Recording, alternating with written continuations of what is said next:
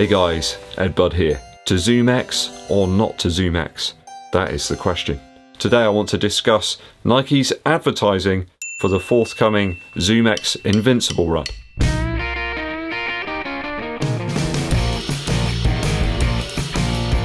It's plastered everywhere at the moment, guys, even on the back of Runner's World magazine here. The ZOOMX Invincible, Nike are hyping it up, or are they? I'm very surprised to see Nike using old data from last year to hype up the release of their forthcoming ZOOMX Invincible run shoe. They've suggested that they've run this survey again that was centered around the Infinity run and how it can help prevent injuries. They just ran the same questionnaire again or something, but there were very specific details about that questionnaire. It was runners that undertook training for 12 weeks and the same program and things like this, so how can it possibly be the same? I mean, last year was a bit of a washout, wasn't it? All that data just seems to be the stuff that they are regurgitating from 2019 when they first released the Infinity run. They've once again wheeled out that 52% less missed consecutive days running or something than if you wore the Structure 22. I'm pretty sure that if you wore the Structure 22 and you didn't need a structured shoe, then it's surely going to give you more injuries, right? If you don't need structure there because there's nothing wrong with your form, then why would you wear it? I still don't understand all that stuff. But I was really surprised to see them utilising that information even on their website for the forthcoming shoe. They're almost using the previous two iterations of a different shoe to advertise how great the Invincible run might be. You gotta be honest, normally Nike are really on point with their advertising game. Just Do It, signing up the Chinese Olympic team at one point. Of course, we got Kipchoge, the Jedi Master, certain American footballers that they utilised very successfully in an ad campaign recently. They seem to hit the spot and those high notes more often than not, but let's be frank, this is really weird, using data from another shoe that's completely different, the midsole's totally different, to try and advertise a forthcoming shoe. It's just weird. This data all seems to be collected via online surveys as well, and you know what those are like. You've got people that either really love something or they hate it. That's all you ever seem to see. It's 5-star reviews or 0. People love to be enthusiastic, but they also love to trash stuff as well, don't they? I always try and look down the line, look at balance, look at the pros, look at the cons. I gotta say, with this video, I'm not Nike bashing by any stretch of the imagination. I love my Nike running shoes. I've got loads of them. They're all really enjoyable. I don't think there's one, aside from the Pegasus 37 maybe, that I didn't enjoy. So that data that they're using show that 30% of people that use the Structure 22 missed 3 or more consecutive training sessions, and only 14.5% of the people that use the Infinity run missed 3 or more consecutive sessions. What it doesn't take into account is the weather, the climate, history of injuries, whether they needed a structural based shoe or not. Do I need to go on? I guess there's similar intended use between the ZOOMX Invincible run and the Infinity run, but the foam's drastically different. Anyone that's running a ZOOMX shoe will know that. I mean, you've got an extra £20 on top for the ZOOMX Invincible run. I guess Nike look at it that people will buy the React version of this lineup, and then given a reasonable enough gap, perhaps they'll buy the Invincible run too. Perhaps this might explain the rumoured delay to the release of the Invincible run over in the US. Let's not forget that the UK and other areas saw the release of the Infinity run Flyknit 2 way before the US. In fact, I got that back in early December, I think it was. Are they delaying the release of the Invincible run to try and help drive sales of the Infinity run Flyknit 2? Let's not forget, people aren't rolling around in money right now, are they? It could be that sluggish post-Christmas sales have prompted them to do that. Maybe they're running some business intelligence software and it's saying, oh, hang on guys, let's wait until we've shifted a few of these Infinity run shoes first. If you're launching something for the first time, you want it to be a successful launch, don't you? You don't want anything else in the way, especially if you've got a shoe that's very close in terms of its use case. I suggest that Nike probably want to give their full ZOOMX everyday non-elite style trainer the best possible chance to succeed. I think perhaps a little delay to the release, certainly in one of its huge markets over in the US, could really help. Let's not forget though guys, the main reason people love ZOOMX foam in the midsoles of their shoes.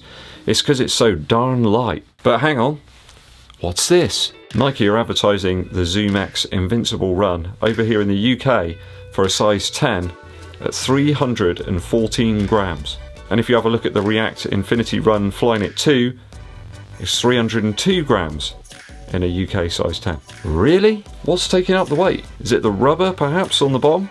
Is there more rubber there? Surely it can't be that the ZOOMX shoe is heavier.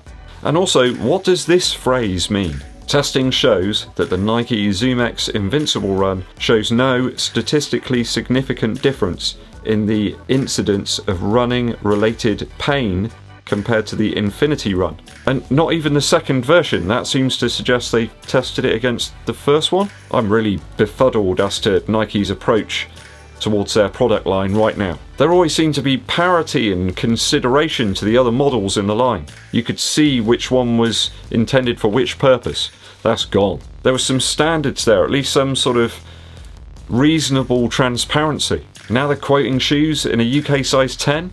Is this a new thing? Will all shoes be quoted in a 10? Maybe they were watching my video the other day. It just all seems driven towards hype now, and that's something I'm just not interested in. I want hard facts. I like getting something in hand, trying it, seeing if I like it. The Kipchoge Alphafly release, for example. It released towards the end of last week, still sat there. You can get any size you like. I mean, when you consider that he wore that shoe back in October 2020, and now it's finally released, possibly at a time when people really don't have the funds to think about buying it. They've probably already tried the Alphafly. I mean, there's loads of other colourways available in various different sizes, certainly here in the UK. I mean, Kipchoge wore that and had good success. Not his typical super high standards, but it's still incredible. But the clamour to grab the unobtainable has disappeared because now it's obtainable. I gotta be honest guys, I love my Nike shoes. I enjoy running in them, I enjoy training in them, racing in them, when that happens again. It just mystifies me as to how they promote them sometimes. I mean, the ZOOMX Invincible Run could be an outstanding daily trainer. I'll certainly try and pick one up and put it through its paces. But if you're telling me that protection wise, which let's all face it, is the main reason that we all wear running shoes, it's no better than the Infinity Run Flyknit from 2019, then aside from the extra weight that you're getting from the shoe and the additional 20 Earth credits cost, is there any real reason for us to get super excited about it? I mean, the Destructor 22, you can't really compare that against even the Infinity Run. I just don't get it. It's a far narrower shoe. There's way less surface area in the midsole and the outsole. It seems like Nike are pushing all of their chips towards these expanded, wider surface area midsole and outsole shoes. And I've got to be honest guys, I'm not sure that all of us really need that. Is that what we all need right now? Why has the Pegasus line been so successful for so many years? It's because it's that more middle of the road shoe. The shoe for all runners. I gotta be honest, I miss the Pegasus Turbo. Why don't they carry on making that shoe? Everyone seemed to like it. Just improve the durability a little bit. No worries. Even the Pegasus 36, I still throw that on to go and walk the dog. It still feels great. It's got hundreds of miles into it. I mean, I miss the race feel of the Vaporfly 4% Flyknit. Nimble and cut down. The bare minimum needed. Now we're only allowed big slabs of foam. Rant over. What do you make of this very strange advertising direction from Nike for the ZOOMX Invincible Run? Let me know your thoughts and opinions, guys, down in the comments. A quick musical interlude for you. Now, I have included this one in the past, but I know there's so many new subscribers who may have missed it. There's a fantastic album back from 2007 called Night Falls Over Cortadalia by Jens Lekman. Now, every single track on this album is superb. There's not one duff tune. It starts off with this incredible, almost crooning style track, I Remember Every Kiss. And then the second tune is just beautiful. Strings, lovely production. It's kind of like when you put on your favourite running shoe, like you're sipping on the sweet nectar. But one of my favourite tracks on the whole album is Shirian, which is about one of Jens Lekman's friends who started like a barbershop, a hairdressing business out of their own flat. And he finishes things off in perfect fashion with Friday Night at the Drive-In Bingo, where apparently he was actually a bingo caller at one point. I'm not entirely sure if it's true, but I want it to be true. Jens Lekman is truly fantastic, and this is probably one of my favourite albums of his, so do go and check it out. Night Falls over Cortadalia by Jens Lekman.